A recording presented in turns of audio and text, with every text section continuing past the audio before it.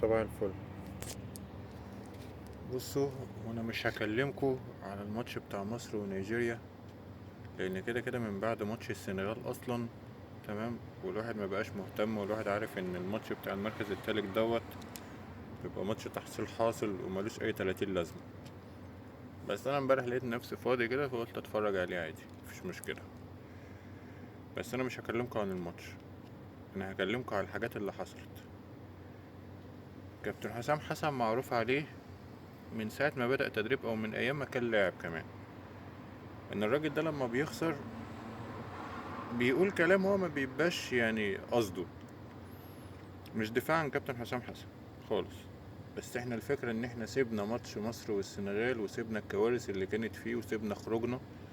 تمام. وبدل ما نطلع نقول ان احنا من اول ماتش نيجيريا هنبدأ بقى نستعد لكأس العالم، وان الفترة الجاية هتبقى فترة ان احنا هنعد فيها فريق كويس عشان خاطر نأدي بشكل كويس وان احنا نعمل حاجة في كأس العالم، احنا ما عملناش كده. احنا طلعنا اتحججنا بفندق الإقامة وطلعنا اتحججنا بحاجات تاني كتير، وقلنا اصل ما ينفعش ان فندق الإقامة ما كانش على أحسن حاجة، والتنقلات ومنتخب السنغال كان موجود في نفس الملعب اللي هو كان بدأ في البطولة. هي دي كلها مش مشكلة المغرب.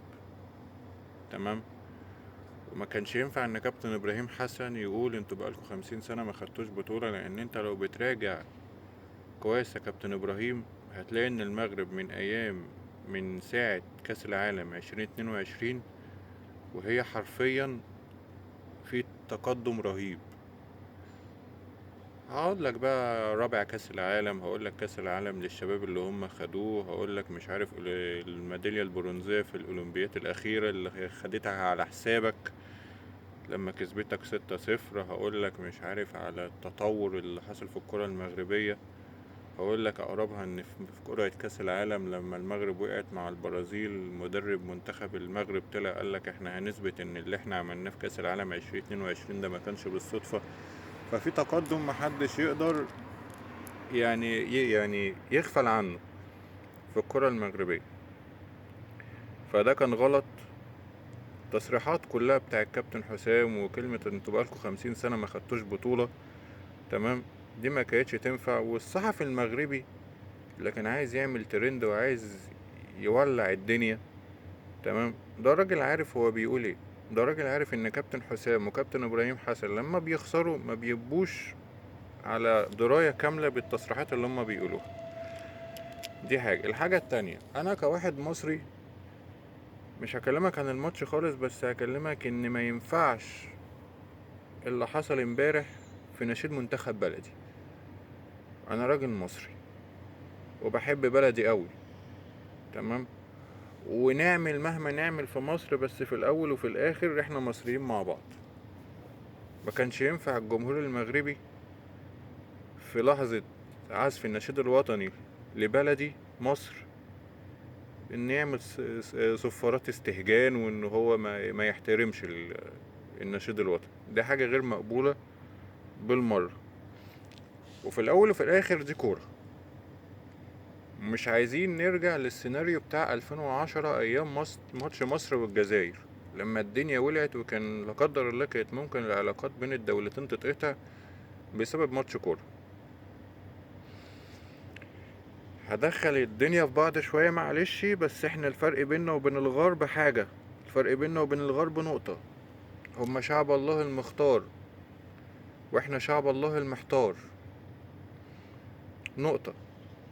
هما ايدهم في ايد بعض في اي حاجة. في حرب غزة كنت بتلاقي التلات ارباع الغرب مع اللي ما يتسموش، واحنا هنا ما كناش قادرين نعمل حاجة. كنا عمالين ندي في بوستات ونعمل في فيديوهات، بس ما كانش حد عارف يعمل حاجة. ما كانش حد عارف يدخل مساعدات هناك. ليه؟ لان هما مع بعض. هما بيتكاتفوا مع بعض، بيسيبوا مشاكلهم على جنب. احنا بقى كعرب ايه ده؟ ايه اللي احنا فيه ده؟ ماتش كورة ممكن يخسر بلدين. ابتدت بهزار مصطفى محمد مش عارف ايه، اقسم لكم بالله انا ما اعرف موضوع مصطفى محمد ده لحد دلوقتي. ومش مهتم لان كله هزار في هزار، انما يوصل ان الهزار يقلب بجد. الاتنين غلطانين، الطرفين غلطانين، سواء كابتن حسام حسن وكابتن ابراهيم حسن او الجمهور المغربي واللي عمله امبارح.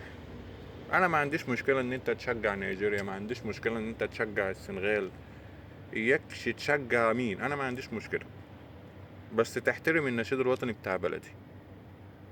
احنا ما شاء الله احنا 120 مليون، مش محتاجين حد يشجعنا اصلا، عشان بس تبقوا فاهمين.